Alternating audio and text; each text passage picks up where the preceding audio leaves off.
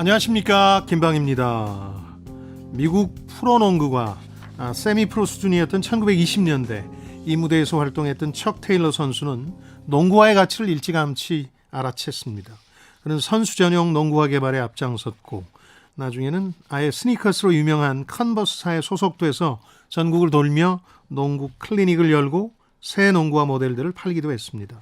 그 회사로부터 월급을 받는 대신 1969년 죽을 때까지 자신이 판 운동화에 대한 수수료를 받지는 않았습니다. 심지어 자신의 사인을 농구화에 인쇄해서 팔 때는 회사 측과 개당 얼마씩 자신이 추가 비용을 지불하는 협상도 벌였습니다. 그는 그 후에 컨버스 척 테일러 올스타라는 브랜드를 무려 6억 켤레나 팔았습니다.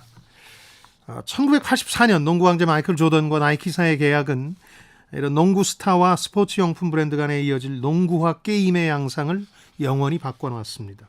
조던과 나이키가 협업해서 만든 에어 조던은 역대 어떤 농구화보다도 많이 팔렸고 이제 스포츠 브랜드들은 경쟁적으로 유망한 신인을 입도선매하려 합니다. 오늘날 계약의 총액은 공개되지 않지만 정상급으로 성장할 선수들이라면 10년에 1억 달러, 1,300억 원을 훌쩍 뛰어넘는 경우가 많습니다. 여전히 마이클 조던보다 더 많은 농구화를 파는 스타는 없죠. 더 나아가서 농구에서 그보다 더 뛰어난 스타도 아직 없습니다. 그러나 조던보다 더 뛰어난 농구 스타 출신 사업가는 있습니다. 바로 오늘 읽을 책의 주인공 르브론 제임스인데요. 그는 단순한 농구 스타가 아니라 개인 브랜드를 잘 활용한 탁월한 사업가로서의 면모를 여실히 보여줍니다. 개인 브랜드와 사업이 결합하는 SNS 시대의 창업에 대해서나 또 스포츠 스타나 연예인들이 사업에 실패하는 이유에 대해서도 이 사람 얘기가 시사하는 바가 큽니다. 지식과 지혜를 얻는 가장 경제적인 방법, 성공 예감 별책 프로 지금 시작하겠습니다. KBS 1라디오 성공 예감 김방입니다. 자, 별책 프로의 책 읽어주는 남자 김방입니다. 별님 씨 모시겠습니다. 어서 오십시오. 네, 별책 부록에서 별을 맡고 있는 광명수입니다. 반갑습니다. 사회적 거리두기 해제 이후 처음 맞는 명절이에요. 다이어트는 아시죠? 연휴 이후로 미뤄두고 맛있는 음식 많이 드세요. 해피 메리 추석.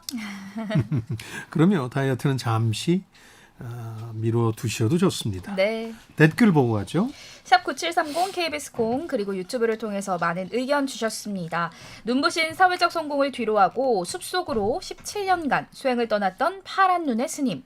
비욘 나티코 린델블라드가 쓴 내가 틀릴 수도 있습니다. 함께 읽어봤습니다. 예. 먼저 김일도님. 자녀에게 종종 해주는 말이 있습니다. 내가 잘못 들을 수도 있고 나도 잘못 말할 수 있다. 언제나 진실 여부에 집착하면 관계가 풀리지 않는다. 또 김진희님, 모든 것은 변하기 마련이고 정해진 답도 없습니다.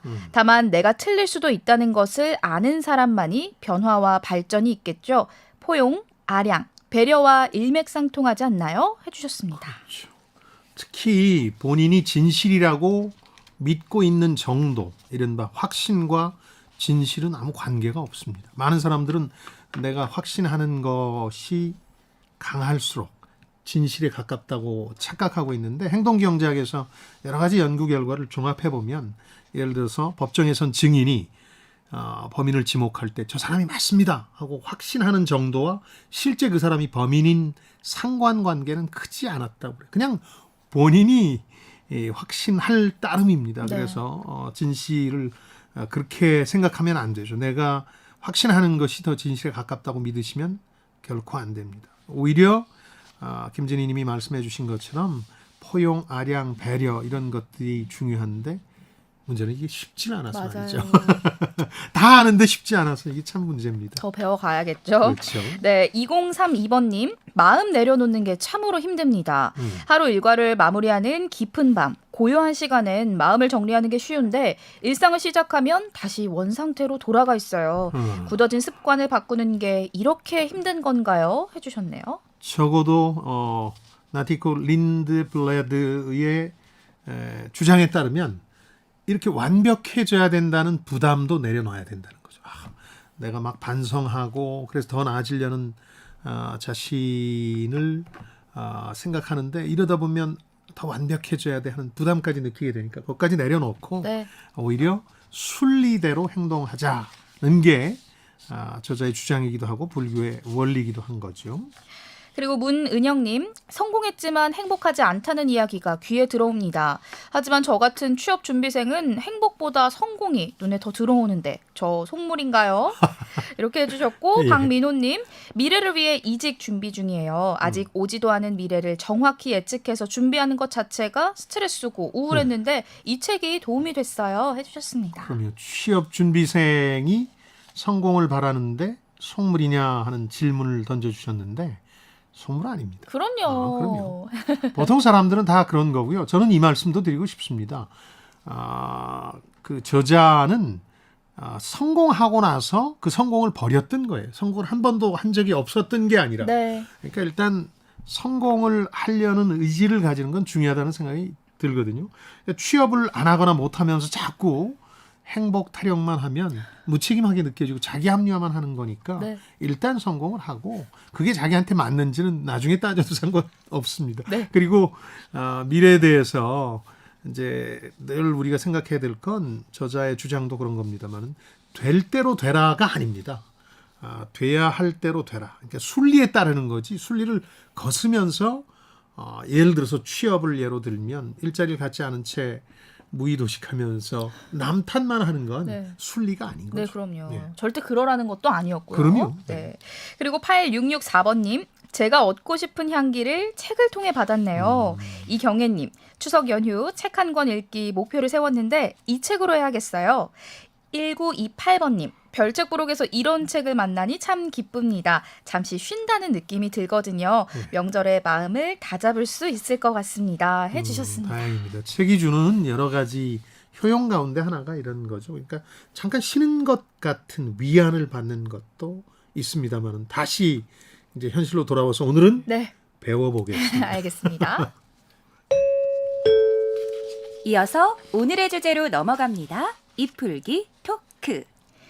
인기 많고 돈까지 있으면 나이 불문 형. 네, 미 프로농구 NBA의 제왕이자 성공한 사업가인 억만장자 운동선수의 탄생. 브라이언 윈드호르스트가 쓴 주식회사 르브론 제임스 오늘 함께 읽어볼 책인데요. 제가 농구에 대해서 좀 문외한이기는 해도 예. 르브론 제임스라고 하면은 제2의 마이클 조던이다라는 정도까지는 알고 있는데 뭐 그만큼 저도 알 정도로 굉장히 영향력이 있는 선수다라는 거겠죠. 그렇죠. 말씀하신 것처럼 국내에선 르브론 형, 네. 릅형 뭐 이렇게 부르던데 국내에서도 굉장히 유명한 선수죠. 이 농구 팬들 특히 미국 프로농구 NBA 팬이라면 익숙할 테고요. 마이클 조던은 워낙 그 탁월한 농구 선수였기 때문에 네. 그 사람을 따라잡은 농구 선수는 아직까지 없다고 봐야 될 텐데 제2의 마이클 조던이 누구냐는 상당한 논쟁이 있어요. 그런 거 있잖아요. 아이돌 네네. H.O.T냐 그 잭스 타이틀을 키스냐처럼. 놓고, 네. 지금 마이클 조던은 샬럿 호네츠라는 프로 구단 인수해서 구단주로 활동 중이고요. 제2의 마이클 조던이 누구냐. 이거 제가 이름을 얘기하는 순간 역적이 될 가능성이 높기 때문에 조심스럽게 대여섯 명을 후보로 여러 꼽아본다면 명은요. 네. 언론에서 얘기하는 거, 그다음 팬덤, 또 성적, 성과 이런 것들을 감안하면 코비 브라이언트, 샤킬 오닐, 팀 덩컨, 르브론 제임스, 케빈 가넷 한 명 더 꼽으라면 그 국내 와서 무한도전에 출연했던 스테판 커리 네. 이런 사람 정도를 꼽을 수 있는데 대여섯 명 정도를 코비 브라이언트는 코로나 와중에 헬기 추락 사고로 사망했어요. 2020년에. 맞습니다. 그리고 샤킬 오닐 나머지 선수들도 다 은퇴를 했습니다. 현역으로 뛰고 있는 건 LA 레이커스의 르브론 제임스 하나인데 물론 스테판 커리도 지금 골든 스테이트 워리어스라는 팀에서 뛰고 있으니까 현역이긴 한데 네. 여기는 워낙 잘하는데 제2의 마이클 조던으로 꼽히진 잘 않아요. 왜냐하면 워낙 그 스타일이 달라서 플레이 스타일이 여기는 슈터기 때문에 네. 3점 슛을 쏘는 선수기 때문에 아마 그렇게 은퇴한 분들을 추리고 나면 르브론 제임스가 제일 가깝지 않을까 이런 얘기를 하는 분들이 많습니다. 이렇게 어허. 빠져나가요. 그런 분들이 있더라라. 그렇죠. 예. 아니, 그렇다면은 르브론 입장에서는 예, 예. 마이클 조던을 실제로 존경했을지 아니면 뭐 제2의 마이클 조던이다라는 타이틀 때문에 오히려 뭐 질투하지는 않았을지 좀 궁금한데요. 책에 약간 그게 나오는데 이 농구 팬들은 더 잘 아실 거예요. 고등학교 1학년 때 실제로 만났고 자기의 영원한 우상으로 삼습니다. 네. 심지어는 여러 계약을 할 때 마이클 조던의 궤적을 따라가려고 하기도 해요. 그래서 코비 브라이언트나 그다음에 이제 스테픈 커리 같은 사람들은 마이클 조던하고 비교를 기자들이 해달라고 하면 늘 답이 정해져 있었어요. 자기가 더 빼어나다고 말하긴 좀 그렇고 그러니까 좀 차이가 있죠. 이런 식으로 얼렁뚱땅 넘어갔는데 이 르브론 제임스만큼은 마이클 조던 바라고 국내에선 불릴 정도로 그림자도 밟지 않으려고 할 만큼 존경했어요. 그래서 뭐 도저히 자신과 비교하지 않으려고 했고 미국 언론의 평가를 종합해 보면 르브론 제임스는 지금까지 현역으로 활동하고 있으니까 37살인데 84년생이죠. 근데 그러면서 스포츠 구단 인수에 관심이 많거든요. 그건 마이클 조던하고 닮았고 또 발언을 통해서 사회적 영향력을 키워가는 것, 사업가로서 성장하는 것은 매직 존슨이라는 선수가 있었거든요. 그 선수를 좀 닮지 않았느냐 네. 그런 평가들을 내리고 있죠. 네, 그렇게 비교가 되고 있는데 예. 이번에 르브론 제임스에 대해서 좀 찾아보니까 예. 말씀해주셨던 마이클 조던이나 매직 존슨처럼 존경만 받은 건 아니었고 또 여러 논란이 좀 있었어요. 논란이 많은 네. 인물입니다. 그 인성 논란도 있었고요. 네. 책에도 몇 개는 소개가 돼 있는데 네. 훨씬 더 많은 논란들이 제기됐던 인물인데요. 아무래도 자기 홍보나 과시가 많았고요. 또 농구 말고 이제 비즈니스를 너무 과도하게 하다 보니까 그것 때문에 욕도 많이 먹었는데 이 책에서도 나오는 것 중에는 인성 논란이 하나 있죠. 그게 뭐냐면 이 유망한 농구 선수들, 고등학생들을 여름에 모아서 농구 캠프를 진행했는데 여기 있는 아마추어 선수 하나가 자신의 눈앞에서 덩크를 해버려요. 그러니까 2m 10cm 가까이 되는 선수가 덩크슛을 당한 거예요. 방어를 못하고 아마추어 선수한테. 그렇죠. 좀 민망하잖아요. 네. 그래서 자기 후원사 그 캠프의 후원 기업인 나이키 임원한테 졸라가지고 그 영상을 빨리 확보해서 없애달라. 지워달라. 그랬는데 결국 다른 사람이 찍은 영상이 공개돼서 망신만 당했던 예가 있는데 네. 이것 때문에 상당히 그 인성 논란이 벌어지죠. 반면에 마이클 조던은 정말 평범한 아버지한테 덩크를 당한 적이 있습니다. 그래도 그냥 웃으면서 네. 오늘은 내가 컨디션이 안 좋아서 그렇다는 얘기를 하고 사람들이 다 웃고 넘어갔거든요. 굳이 이렇게 대응했어야 되느냐. 네. 국내에서도 한참 이게 논란이 됐습니다. 그렇죠. 또 이런 모습들을 보면서 악동 이미지가 좀 있다라는 이야기를 듣고 있는데 정작 흑백 차별 문제나 정치 사회적 현안에 대해서도 자주 목소리를 냈습니다. 그런데 그랬던 그도 입을 꾹 다물었던 사건이 하나가 아마 있었죠. 국내 팬들도 많이 알고 계실 텐데 최근에 벌어진 일이고 네. 이 논란이 가장 컸습니다. 그 2019년에 NBA 휴스턴 로켓츠라는 팀의 구단주가 중국 인권 상황을 비판했는데 NBA 시장에서 중국이 굉장히 중요합니다. 팬이 워낙 많은 데다가 스포츠 용품들은 중국 시장을 빼놓고 팔 시장이 어디 네. 있겠습니까? 그래서 NBA는 이 구단주를 결국 사임시키게 할 정도로 압력을 가해요. 근데 많은 선수들, 그다음 뜻있는 감독들이 이 중국에 대한 목소리를 높였죠. 그런 압력에 굴하지 않고. 근데 르브론 제임스는 최대 스폰서가 나이키인데 중국에 워낙 사활적인 이해가 걸려 있으니까 입을 다물었어요. 그래서 이 사안에 대해서는 그렇게 말 많은 사람이 입 네. 다물었다고 욕을 많이 먹었죠. 그러니까 사실 어떤 사안이든 간에 너의 목소리를 내라라고 강요할 수는 없는 부분인데 그렇죠. 네. 어떤 측면에서는 좀 비겁하다는 평판을 받을 많이 수밖에는 들었죠. 없었겠죠. 국내에선 보니까 별명이 르택동이에요. 르브론 제임스 플러스 뭐 택동해서 합성 사진도 많이 온라인 커뮤니티에서 그 정도로, 돌아다녔는데 그렇게 욕 먹었고 또 이 사람이 제일 먼저 큰 욕을 먹었던 게 9년간 뛰던 자신의 고향팀 클리블랜드 캐벌리어스에서 마이애미 히트로 이제 떠나는데 네. 그때 좀 과한 미디어 쇼를 벌였어요. ESPN에서 1시간짜리 The Decision이라는 홍보 쇼를 했는데 그게 욕을 엄청나게 먹었고 네. 또 보그지의 표지 모델로 지젤 분천이라는 세계 최고의 모델과 당시 선적이 있었는데 그것도 욕을 많이 네. 먹었어요. 그건 차차 얘기하기로 하고 그러면서 또 이 친구는 사업에 관심이 많다 보니까 자기 주변에 사업가 자기 친구들로 일종의 철옹성을 쌓아놨는데 네. 이 Four Horsemen이라고 그러는데 성경에서 나와서 4명의 기사들 이 존재도 욕을 많이 먹어서 이게 우리나라에서도 히트했던 미국 드라마 중에 앙투라지라고 있었잖아요. 그거의 모티브가 됐다는 설도 있었어요. 뭐냐면 할리우드로 가서 스타가 된 한 사람 옆에 친구들이 붙어먹는 얘기거든요. 이렇게 단순화해서 죄송합니다만 네. 그런 논란들이 있었던 거죠. 워낙 유명해서 이렇게 논란이 많은 그렇죠. 걸까요? 아니면 예. 또 농구 외에도 워낙 많은 일을 벌였기 때문에 또 이런 논란이 있을 수밖에 없는 걸까요? 제가 이 사람을 변호하자면 원래 그 고향 팀을 떠나게 됐던 것이 거기서 우승을 못해요. 워낙 좋은 팀은 아니었기 때문에. 네. 근데 마이애미로 가면서 우승을 하죠. 2번 하고 그리고 나서 다시 고향 캐벌리어스를 캡스라고 줄여서 하는데 여기로 돌아와서 한 번 우승하거든요. 그리고 LA로 옮겼다고 말씀드렸잖아요. LA에 옮겨서도 2019년 20년 시즌인데 코로나 때문에 막 중단되기도 하고 뭐 엉망진창이었는데 어쨌든 그 와중에 LA 레이커스가 우승을 하거든요.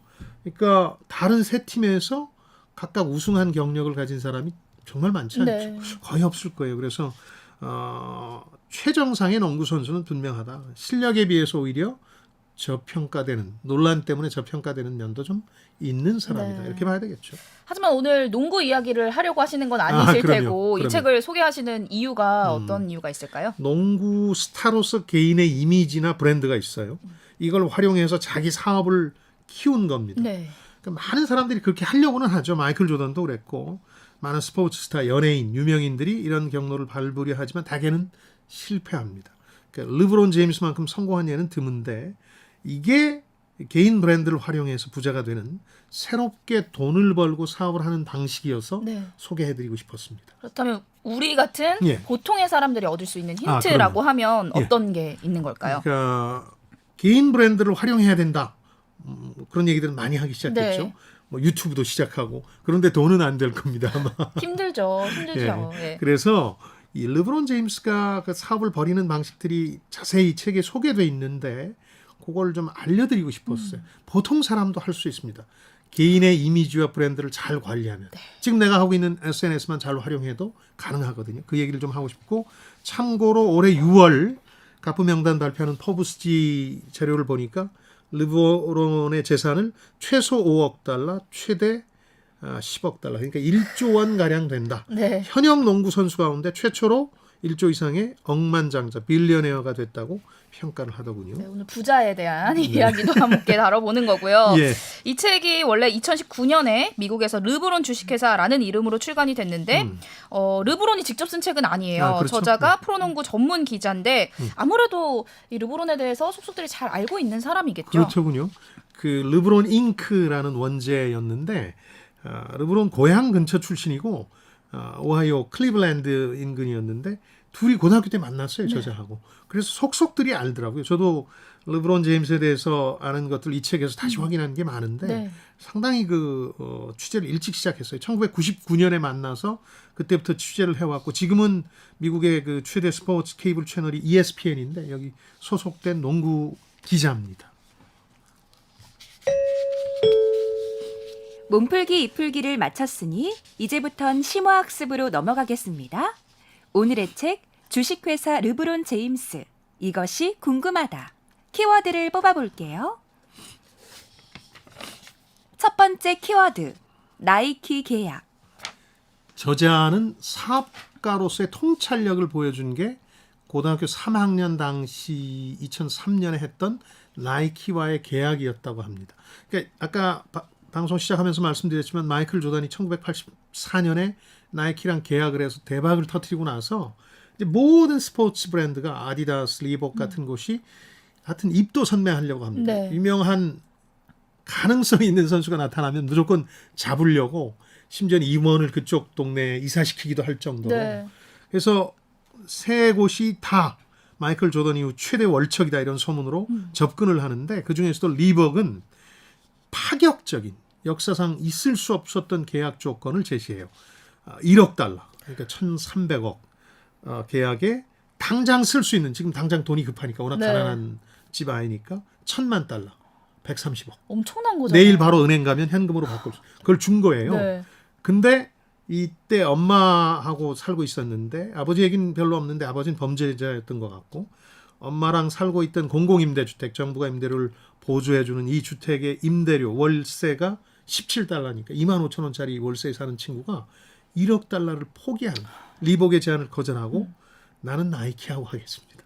그러니까 여기 저자 평도 그렇고 많은 비즈니스맨들이 이 친구의 촉을 좋아하는 게 그전은 물론이고 그 이후에도 10대가 그때는 18살이었죠. 1,300억짜리 서류를 회의실에 남겨두고 떠났다. 네. 이렇게 평가하고 있는데 대단한 거죠. 영화 같아요. 예, 영화 같죠. 예. 예. 그래서 이 일화를 예로 들면서 저자가 르브론을 사업가적 통찰력이 있다라고 봤습니다. 그렇죠. 예. 사실 그가 빈민가에서 자란 18 소년이었었거든요. 그런데 우리 돈 1,300억 원에 달하는 돈을 거절을 한 거예요. 그때 당시 어떤 이유에서 이렇게 거절을 한 거였을까요? 그건 선수 자신도 명확히 설명하지 않았는데 저자가 아주 명쾌하게 설명을 해서 제가 저자의 설명을 인용하면 네. 그 후에도 자신이 광고하는 제품을 꼭 자신이 씁니다. 르브론 제임스는. 그러니까 자기는 나이키를 더 좋아했다. 네. 리복보다. 그렇죠. 실제 좋아하는 제품만 자신은 광고한다. 이런 원칙을 지켰고 두 번째는 자신의 우상이었던 마이클 조던의 영향이었죠. 마이클 조던이 나이키와 계약을 했으니까 또 한 가지가 중요한 사업가적 통찰이었는데 지금 당장 1,300억이 중요한 게 아니라 길게 봤을 때 어떤 브랜드가 더 유망할 것이냐. 평생의 경력이나 수입에 도움이 되는 건 나이키가 아닐까. 나이키는 그보다 조금 적은 8,700만 달러를 제한합니다. 네. 그러니까 뭐 1,000달러, 100억 그런 차이는 중요한 게 아니다. 장기적으로 나를 더 키워줄 게 어디냐라고 봤을 때 나이키다. 그런 결정을 하게 된 거거든요. 그래서 저자가 은퇴 후에 40년까지 계획에 넣은 10대였다고 네. 쓰고 있는 거죠. 그러니까 그 결정을 했던 나이가 르브론이 18살이었던 건데 그렇죠. 그래서 어렸을 적부터 통찰력이 있었다라고 저자가 본 거거든요. 그러면 근데 이 통찰력이라고 하는 게 이렇게 타고나기를 통찰력이 있는 사람, 없는 사람이 이렇게 타고나는 건지 후천적인 노력으로는 따라갈 수 없는 건지 좀 궁금하네요. 선천적인 면도 좀 있지 않을까요? 사업가적인 건. 그러니까 물론 통찰력의 종류도 여러 개가 있지만 이게 돈이 장기적으로 어떻게 될 것이냐에 대한 통찰력, 사업가로서의 통찰력이라고 부르는 것은 어느 정도 선천적인 것도 좀 있는 것 같아요. 제 주변에도 보면 사업가로 좀 크겠다 싶은 분들이 있거든요. 네. 그 경우는 꼭 무슨 스펙이 좋아서라거나 그분 개인이 가진 인성이 좋아서가 아니라 뭐 그런 촉이 있는 분들이 있죠. 타고나기를 있는 사람도 있는 것 그럼요. 같다라고 예. 말씀을 해주셨습니다. 예. 자, 그리고 이 18 소년이 포기를 하고 나이키를 선택을 한 거잖아요. 그렇죠. 이제 세계적인 스포츠 브랜드 나이키 이야기를 안 할 수가 없을 것 같은데 마이클 조던뿐만 아니라 유명한 스포츠 스타들이 모두 이 팀과의 제휴를 통해서 성장을 했습니다. 그렇죠. 그러니까 팀이나 선수들이 스포츠 브랜드와 계약을 합니다. 우리 축구 국가대표팀은 나이키입니다. 네. 이 11월에 있을 카타르 월드컵을 유심히 보시면 각 팀의 스폰서가 양분될 겁니다. 나이키, 아디다스. 이게 스포츠 브랜드 마케팅에서 유명한 스타 선수나 팀과 계약하는 거는 그 일종의 그 불문율이 됐어요. 마이클 조던이 그런 신화를 만들었고 네. 그러다 보니까 상당히 우스운 상황도 벌어집니다. 메시라는 선수는 나이키의 후원을 받는데 예전에 있었던 바르셀로나 뭐 이런 데서는 아디다스를 후원하는 팀이다. 아디다스가 후원하는 팀이다. 그러면 광고를 찍을 때 메시의 발에다가 문구를 쓰는 방식으로 교묘하게 빠져나가기도 네. 하고 상당히 어려운 문제들이 발생하는데 나이키는 필 라이트라는 사람이 1964년에 경영학 석사 MBA하고 회계사였는데 오레건주 포틀랜드에서 시작한 스포츠 용품 브랜드입니다. 처음에는 다른 데 걸 사다 파는 유통 전문 업체였어요. 그러다 70년에 이제 본격적으로 자신들만의 독자 브랜드를 만들겠다 이렇게 결심하게 되는 거죠. 예. 근데 출발부터 성공을 한 건 아니었는데 그럼요. 조금만 어떤 되었으니까. 계기로 좀 점차 인정을 받게 된 걸까요? 71년에 독자 브랜드를 내는데 이름도 나이키라는 이름으로 승리해오신 네. 니케를 정했고 직원이 했다 그래요. 그다음 우리가 잘 아는 걸 수어시라 그러는데 수어시 로고를 개발하거든요. 이게 아주 독창적이었는데 후보들 나이키가 아닌 다른 후보들 보면 그런 이름으로 했어도 성공했을까 의심스러운 게 많아요. 디멘션 6가 가장 유력했고요. 네. 그다음 팔콘 뭐 이런 것들이 있었는데 나이키로 결정했고 필라이트가 그 로고 스워시 로고라는 건 그렇게 유명한 건데도 35달러 주고 대학원생 캐롤린 데이비슨이라는 사람한테 주고 개발했다 그래요. 그 필라이트가 이 제안 디자인을 딱 보자마자 썩 마음에 들진 않네. 근데 점점 좋아질 것 같은데? 라고 얘기했다고. 네, 처음은 그렇게 시작이 되었던 그렇죠. 겁니다. 예, 예. 근데 지금은 세계 최대 스포츠 브랜드이자 미국 대표 기업으로 성장을 그럼요. 했는데요. 예. 사실 나이키 하면은 마이클 조던이 따라올 수밖에 그렇죠. 없는 것 같아요. 뭐 네. 우리나라에서 흔히들 뭐 성공했다고 하면 기둥 하나 세웠다고 하는데 마이클 조던이 그 정도 나이키에 뭐 그 정도의 일은 하지 한 거죠. 않았을까요? 안타까운 건 국내 토종 브랜드들도 많았는데 네. 사실 나이키나 이런 스포츠 용품들을 다 국내에서 하청 생산을 했으니까 왜 국내 프로스펙스나 이런 것들은 그렇게 성장하지 못했을까? 사실 슈퍼스타, 스포츠 스타들과 연계 이런 것들을 좀 더 적극적으로 했어야 되는데 네. 하는 생각은 들어요. 84년 그게 이제 결정적인 도약의 계기가 되고 그 전에도 1970년대는 미국 내에서 엄청난 조깅 붐이 부는데 조깅 붐이 불면서 이 스포츠 용품 브랜드들이 힘을 얻었어요. 네. 그다음에 에어 조던 그리고 나서 지금은 이런 마케팅의 중요성을 아니까 아예 매출액의 한 10% 이상, 11에서 12%를 스포츠 스타를 잡는데 네. 쓰는 거예요, 그냥. 그걸 회계상 계정이 재밌던데, 회계상 계정 과목이 수요 창출 비용이다. 스타에게 쓰는 비용을. 그렇죠. 스타가 신거나 입으면 네. 워낙 많이 팔리니까 그 정도 돈을 지불해도 된다는 거죠. 그러니까 10% 정도를 투자를 하면 그 정도보다 더 많은 이익을 준다라는 거잖아. 도대체 얼마나 큰 이익을 돌려주길래 10%를 딱 이렇게 떼서 스포츠 선수들에게 투자를 하는 걸까요? 그 매출액 영업 이익률들을 보면 세계적인 스포츠 용품 브랜드 이런 것들을 다 하고도 이런 마케팅 비용을 빼고도 10%가 넘으니까 사실 부가가치가 굉장히 높은 거죠. 네. 그래서 더 아쉬운 거예요. 우리나라 토종 브랜드가 좀 있었으면 네. 좋았을 텐데 기회를 놓쳤죠, 지금은. 이어서 다음 키워드 뽑아볼게요. 두 번째 키워드, 제이지. 비욘세 남편이죠. 네, 유명하죠. 남자들은 그렇게 얘기하지만 딱 떠오르는 게 가장 먼저. 네. 래퍼들은 아주 싫어하죠. 그 비욘세가 제이지의 아내다 이렇게 얘기할 텐데 네. 가장 성공한 힙합 가수이자 사업가이고 우리나라 래퍼들도 힙합 레이블을 만들면서 거의 그 제이지 모델을 따라가려고 하는 것 같아요. 사업 확장 모델로. 이제 그 르브론 제임스는 처음에 2003년에 계약을 마치고 나서 첫 해 신인상 2004년에 수상하거든요.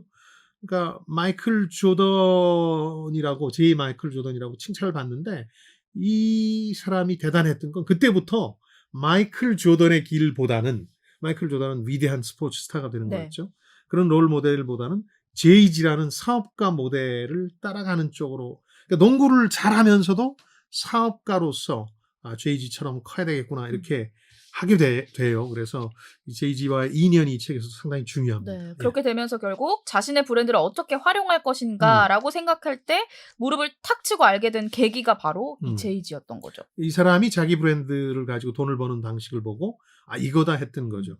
제이지는 지금 래퍼이면서 힙합 레이블 락커펠러 레코드의 사장이고 굉장히 유명한 클럽이죠. 체인 4040를 운영하고 있는데 그런 방식으로 돈을 벌 궁리를 하게 된 거예요. 게다가 아까도 말씀드렸지만 Four Horsemen이라는 4명의 기사라는 절친이 있었어요. 그러니까 자신을 빼고 나면 3명인데 자기 농구팀의 주장이었던 카터라는 사람이고 또 밈스라는 사람, 폴이라는 사람들 이렇게 3명을 킹 제임스 주식회사를 만들어서 실제로 사장, 로드 매니저, 직원 이렇게 네. 활용하고 씁니다. 그러니까 지금도 이 4명이 붙어 다니는데 4명 특유의 표식도 있습니다. 이렇게 이게 Four Horsemen의 표식이고 지금 하는 회사는 이 4명의 앞 이름 글자를 따서 LRMR 스포츠 에이전시로 이제 시작을 하게 되는 거죠. 그러니까 절친들과 사업을 시작을 하게 된 건데 항상 소장님께서도 동업할 때 친한 사람들과 절대 해서는 안 된다라는 말씀을 여러 번 해주셨거든요. 그렇죠. 르브론의 결과는 어떻게 됐나요? 그 사실은 상당히 위험한 선택이긴 해요. 네. 그 유명한 스포츠 스타나 연예인, 유명인들이 사업 말아먹는 대부분의 이유가 이렇게 지인들하고 해서 문제가 되는 경우인데 그런 유혹을 많이 받는다고 그렇죠. 하더라고요. 그 스포츠 에이전트는 따로 있었어요. 에런 굿윈이라고 아주 네. 유명한 에이전트인데 처음에는 돈벌이를 궁리하다 보니까 이 친구들을 통해서 조물애기들이니까 이상한 돈들을 버는 거예요. 이제 게임 끝나고 나면 나이트클럽에 놀러 가잖아요. 네. 그러면 그 파티를 주최한 측이나 나이트클럽 측에서 돈을 받아요. 밤무대 뛰듯이. 그러니까 그 에런 구딘이라는 에이전트가 상당히 싫어했다 그래요. 네. 별도의 회사를 두고 소액을 챙기니까. 그러니까 나이키 르브론 한정판 같은 디자인을 해야 되는데 여기도 이 세 명이 다 달려들어가지고 이런저런 얘기를 하니까 디자이너가 나 못하겠다고 떠나버릴 정도가 되거든요. 그래서 언론에서도 조롱을 받습니다. 이 자신이 에런 구딘이라는 사람하고 결별하고 이 조무래기들하고 스포츠 에이전시를 세운 다음 LRMR 여기에 전속을 하거든요. 네. 그러니까 언론에서 뭐라고 조롱하냐면 르브론이 무릎 다치면 백완공한테 수술 맡길 거다. 그러니까 아마추어들이다. 네, 네. 이런 얘기를 할 정도로 조롱을 받기도 하죠. 그러니까 에런과 결별을 하고 어쨌든 절친들과 계속 사업을 이어나간 건데 예. 일각에서 이렇게 우려했던 거와는 달리 좋은 결과를 좀 얻었어요. 운도 좀 따라줬던 것 같긴 한데요. 그러니까 처음에 이 스포츠 에이전시를 하면서 냈던 아이디어는 아까 그 인성 논란 벌어졌던 그 캠프. 네. 그러니까 르브론 제임스 스킬 아카데미라 그래서 농구 아카데미도 했고 르브론 서미트라 그래서 이 스폰서 기업들을 모아서 유망 선수를 미리 확보할 수 있는 채널을 만들어주기도 하고 해서 스폰서 기업 그 주요 스폰서 기업 네트워크를 구축했는데 선수 확보에 좀 어려움이 있었어요. 왜냐하면 생각해 보세요. 르브론 제임스라는 사람의 에이전트 회사에 누가 가려고 하겠어요. 우선순위는 이 사람부터 챙길 텐데 그렇죠. 네. 그러다 보니까 잘 안 돼서 갑자기 나중에 사업 방향을 바꿔요.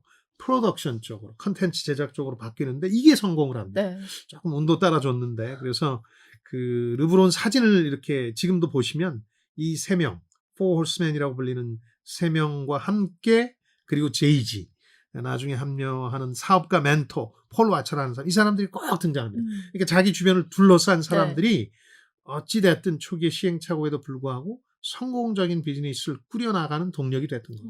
좋은 예시가 될 수 있을 것 같아요. 그렇죠. 그래서 절친들과의 동업에서. 예, 그 절친과의 동업이지만 좀 남과 달리 했던 것 같아요. 무슨 네, 얘기냐면 그 계약을 잘했어요. 마이클 조던이나 코비 브라이언트보다 뭐 희한하게 하여튼 경쟁 관계를 활용해서 더 비싸게 받았어요. 선수로서의 능력을 떠나서. 네.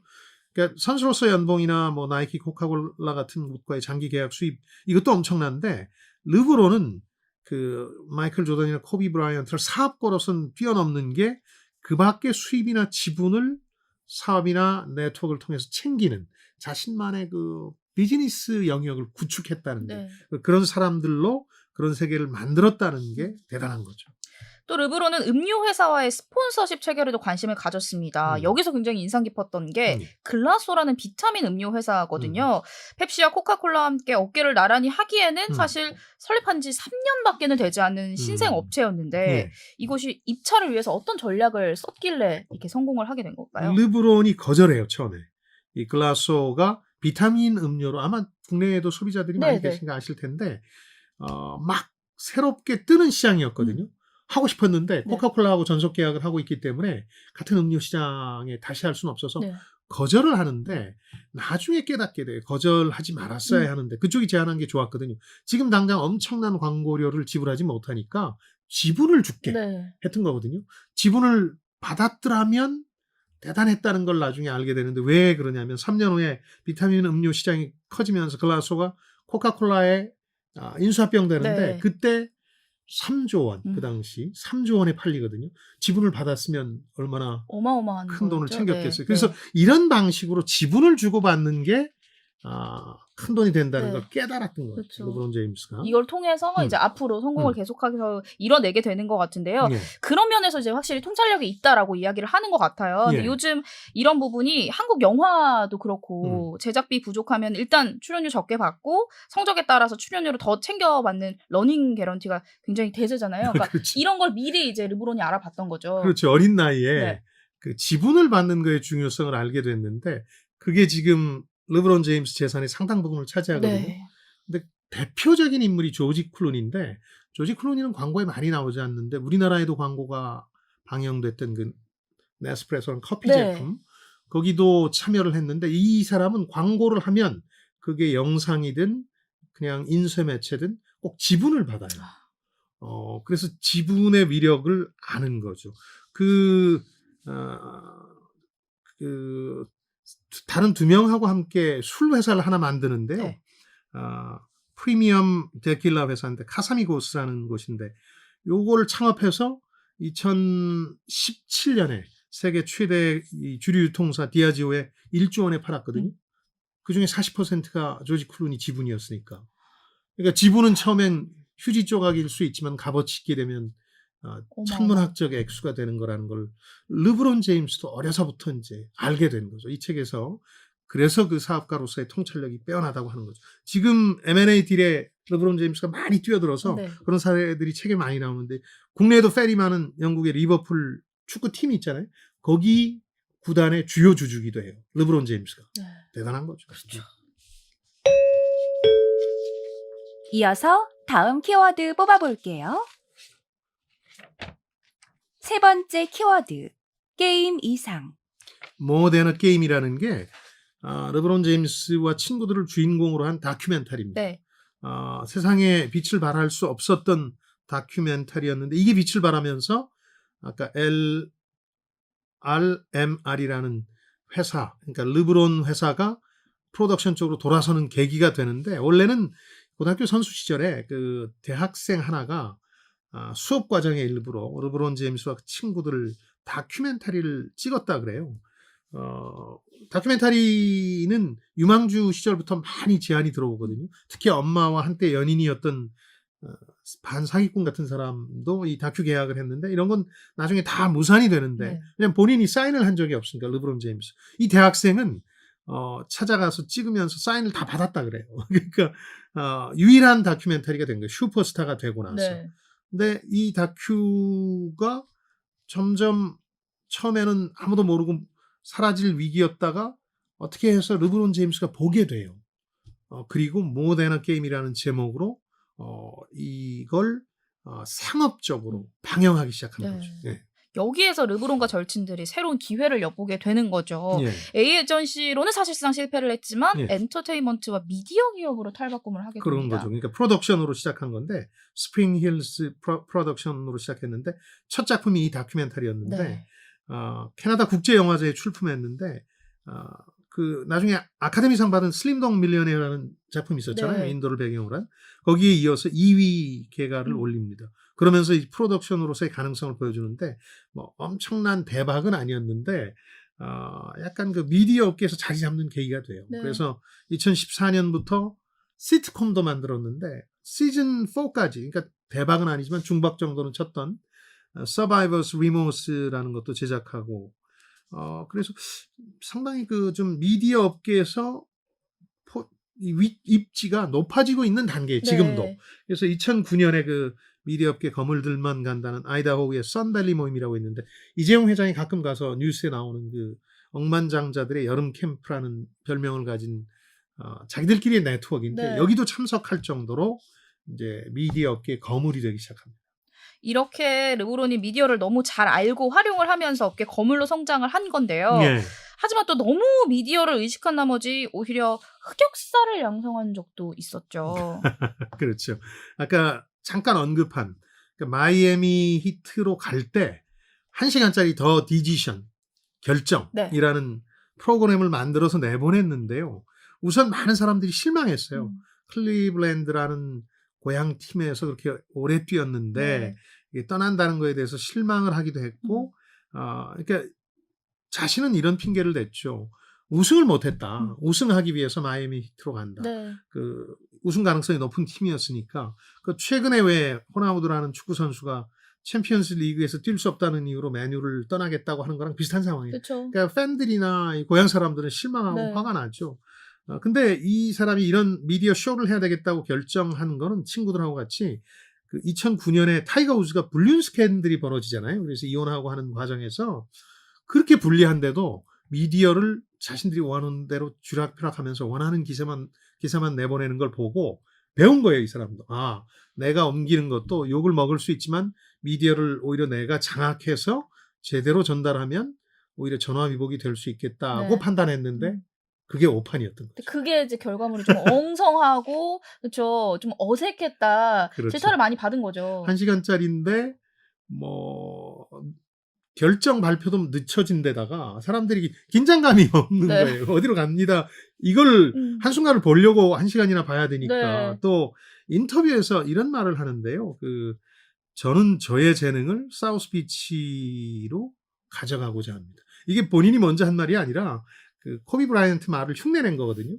근데 좀 이상하잖아요. 게다가 마이애미 농구단 본거지가 사우스비치도 아닌데 본인은 그렇게 알고 있는데 잠실이 본거지가 아닌데 이제 송파인데 네. 잠실로 갑니다. 뭐 이렇게 얘기한 것처럼 이런 것들이 사태를 악화시켜서 삼류 쇼였다. 이렇게 혹평받게 됩니다. 지금 여러분께서는 주말에만 만나는 성공예감 별책 부록을 듣고 계십니다. 오늘 들려드리는 책은 주식회사 르브론 제임스. 이어서 다음 키워드로 넘어갑니다. 네 번째 키워드, 진정성과 인플루언서 마케팅. 저는 이걸 핵심 키워드 중의 핵심이라고 봅니다. 그러니까 자기 브랜드로 성공을 이루고 싶은 사람은 이 두 마디를 기억해야 돼요. 진정성, 인플루언서 마케팅. 네. 이게 실수를 많이 합니다. 아까 구단 옮길 때 실수뿐만 아니라 버그지에 또 미디어를 자신이 어떻게 해보겠다고 그 유명한 사진작가 애니 레보비치라는 작가를 동원해서 멋진 사진을 찍어서 올렸는데 표지에 그 지젤 본촌이라는 백인 모델의 허리를 쥔 우락부락한 네. 농구 선수 유니폼을 입은 르브론 제임스였는데 네. 이게 킹콩을 킹콩이요. 네. 연상시킨다는 거잖아요. 그래서 킹콩 연상 때문에 오히려 흑백 차별에 대한 편견이나 선입견을 더 고착화시켰다. 마케팅 실패 사례로 요즘 교과서에도 나올 정도거든요. 네. 저자도 안타까워하는 게 실제 그 보그 잡지 안쪽을 보면 이 르브론 제임스 자신도 잘 차려입고 흑백도 잘 어울리는구나 하는 느낌을 주는 사진도 있었는데 해필이면 그 사진을 표지에 그치. 써서 그 마케팅이 망가졌던 예가 있는데 그런 걸 통해서 르브론 제임스와 그의 친구들은 상당히 성장합니다. 네. 그 성장의 핵심이 바로 이 진정성인데요. 요즘 마케팅 할 때 성공해가면서 늘 말씀드리지만 핵심 기법이 진정성입니다. 네. 본인이 직접 고른 제품만 내가 인정하는 제품만 홍보하겠다, 광고하겠다. 그래서 나이키나 코카콜라, 기타 스폰서 기업들 걸 자기가 다 즐겨 쓰고 그걸 노출시키는 거죠. 네. 뭐 나는 안 쓰는데 변비약 광고에 얼굴 내미는 광고 그 모델들과는 좀 다른 거죠. 네. 예. 내가 꼭 써본 것만 그렇죠. 광고를 하는 거죠. 또 굉장히 재미있었던 장면이 르브론이 굉장히 비싸고 화려한 슈퍼카만 탈 것 같은 이미지인데 우리 기아차의 K9의 홍보대사였습니다. 그렇죠. 예, 스폰서십 제안이 왔을 때 고민했다 그래요. 이 광고를 또 그 슈퍼볼 같은 데서 틀어야 되니까 네. 어떻게 생각할까? 자신은 평상시에 람보르기니 같은 슈퍼카만 타는데 이 중저가 제품을 주로 만들던 네. 게 기아인데 야심차게 BMW를 누르겠다고 만든 게 K9이니까 네. 그걸 광고하자는 제안이 왔을 때 고민하다가 실제로 자기가 타봤다. 그리고 그 차를 좋아하게 됐고 상당 기간 타고 다녔다. 네. 그래서 경기장 입구까지 타고 온 모습들이 많이 포착됐고 온라인에도 나와서 광고 효과를 보게 되는 거죠. 또 하나가 이 경우도 지분 형태로 참여하게 되는 비츠 바이 드레라고 닥터 드레라는 래퍼와 이 음악 프로듀서가 만든 큰 헤드폰이 있었는데 그 헤드폰에 지분을 받고 노출시키기로 하는 과정도 그렇거든요. 실제로 자기가 쓰고 다닙니다. 경기장에. 네. 근데 크고 뭐 이런 걸 목에 두르고 인터뷰를 하고 하니까 많이 주목받았을 거 아니에요. 그러면서 이 친구가 생각한 게 드림팀이라고 미국 프로농구 선수들이 국가대표로 출전하는데 북경올림픽 같은데 그때 그 선수들한테 선물을 줘요. 미디어에 엄청나게 노출되잖아요. 네. 그 광고 몇 편 효과를 효과가 본 네. 거죠. 그리고 그 후에 런던 올림픽 때는 아예 그 런던 시내 호텔 같은 데를 하나 빌려가지고 선수라면 누구든 와서 거기서 사귀기도 하고 사람을 만나라. 그리고 온 사람한테는 헤드폰을 공짜로 선물로 줍니다. 그러니까 어떻게 보면 선진적. 지금은 뭐 다 하고 있지만 네. 상당히 시대를 앞서간 광고나 프로모션을 했던 거예요. 그때 당시에는 없었던 일들을 그렇죠. 먼저 시작을 하게 된 건데요.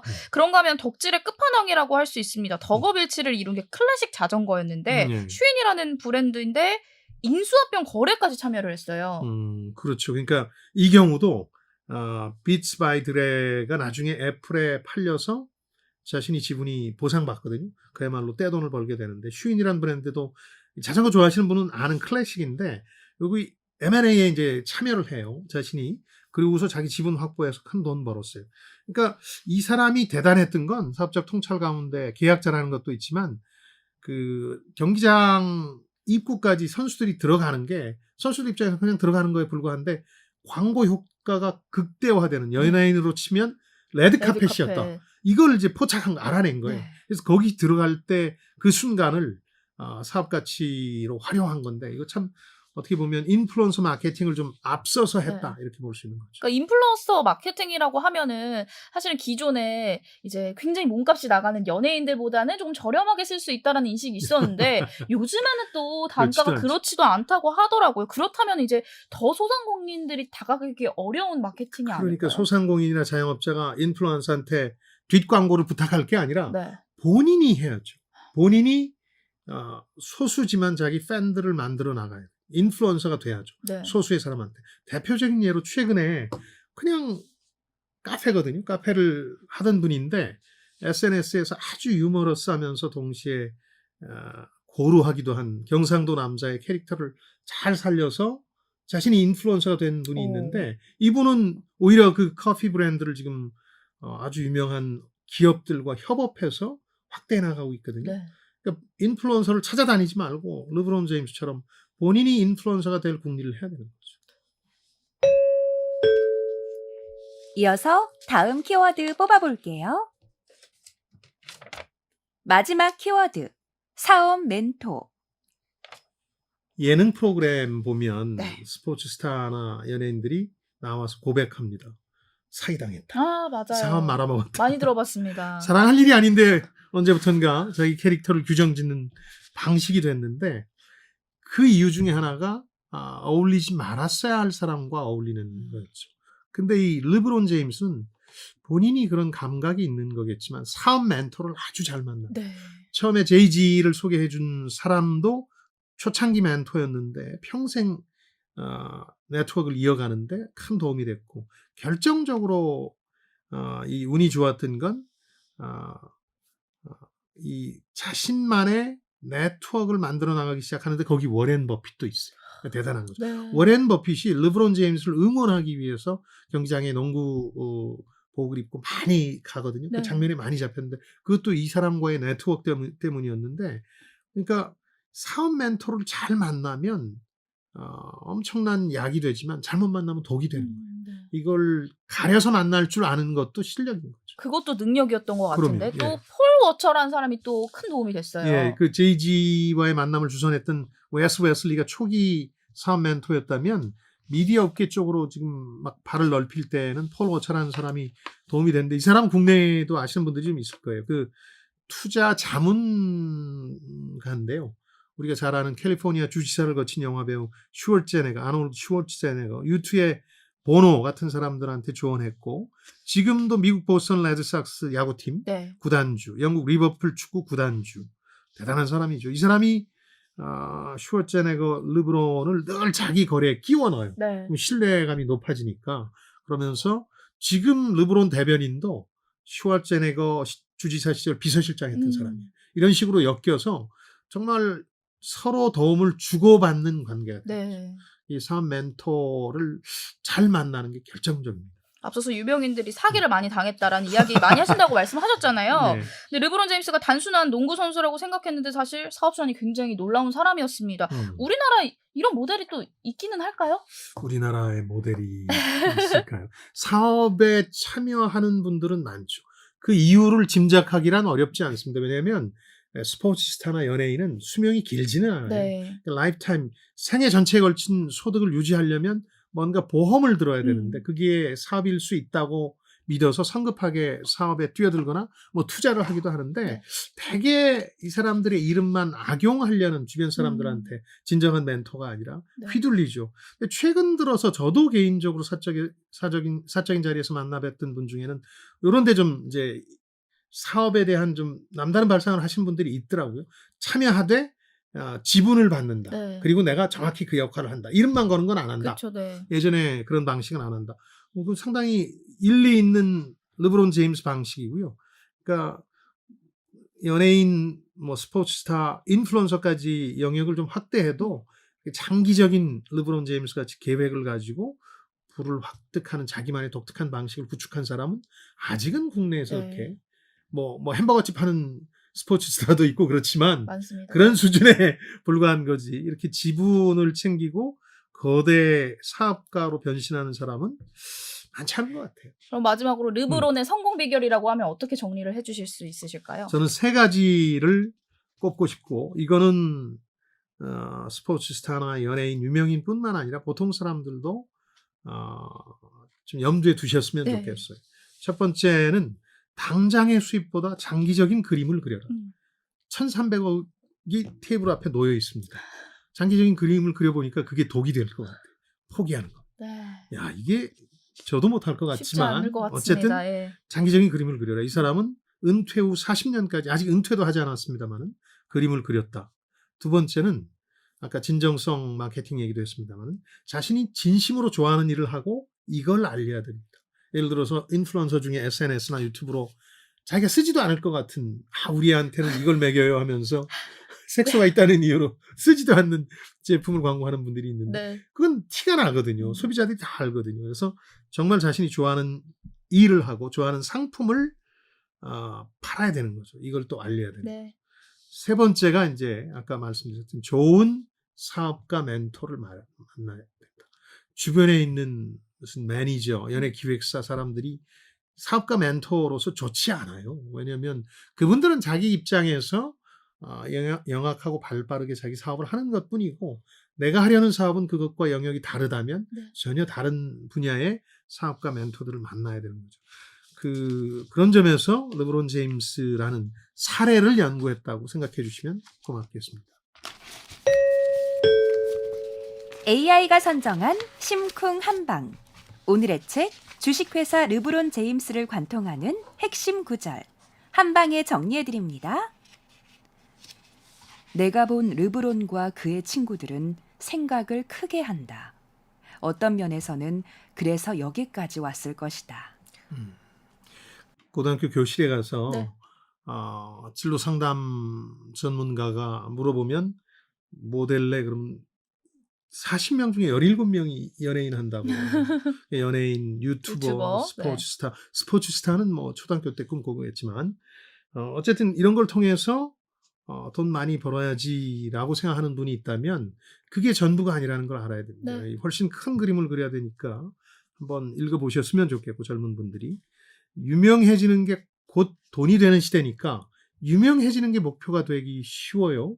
근데 계획이나 준비 없이 유명해지는 건 오히려 낭패로 끝날 가능성이 높거든요. 잠깐 돈을 벌 수는 있는데 네. 장기적으로 이걸 불려나가긴 어려우니까 계획이나 준비를 해야 되는데 바로 그게 르브론 제임스의 예를 통해서 우리가 배울 수 있는 게 아닌가 합니다.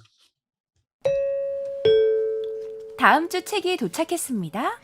네, 잃어버린 삶의 가치를 되찾고 싶으신가요? 과거부터 현재까지 다양한 인물을 통해 답을 찾아가 보시죠. 우리 삶을 가치 있고 위대하게 만드는 28가지 질문, 영국의 역사학자 시어도어 젤든이 쓴 인생의 발견 함께 읽어보겠습니다. 네. 고민하고 방황하는 분이 계시다면 그런 고민과 방황이 여러분 혼자만의 것은 아니었다. 인류 역사상 누구나 늘 그래왔다는 걸 보여주는 책인데 상당히 흥미롭습니다. 한층 더 강한 지적 게임으로 돌아올 성공예감 별책 부록 다음 주에도 기대해 주십시오. 네, 유튜브 별책 부록과 김방희 TV 그리고 팟빵을 통해서도 다시 들으실 수 있습니다. 댓글이나 의견 많이 남겨주세요. 네, 책을 통해 세대 간 소통과 공감을 나누는 시간 성공예감 별책 부록. 저희는 다음 주말에 다시 찾아뵙겠습니다. 별의별 이야기를 책을 통해 나누는 별책 부록. 다음 주에 다음 주에 만나요.